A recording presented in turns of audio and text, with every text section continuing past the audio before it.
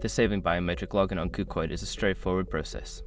Follow these steps to ensure your account's login method is adjusted to your preference. Step 1. Log into your KuCoin account.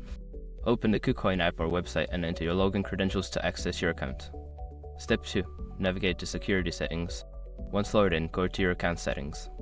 Look for the Security or Account Security section to manage your security options. Step 3. Find Biometric Login option.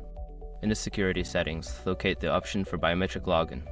This may be labeled as Fingerprint Login, Face ID, or similar. Step 4. Disable Biometric Login. Select the Biometric Login option and toggle it off. You may be prompted to confirm your decision, so follow any additional instructions provided. Step 5. Save changes.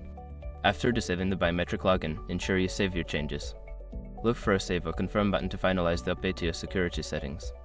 By following these steps, you can successfully disable biometric login on your KuCoin account. Always remember to review your security settings regularly to keep your account safe.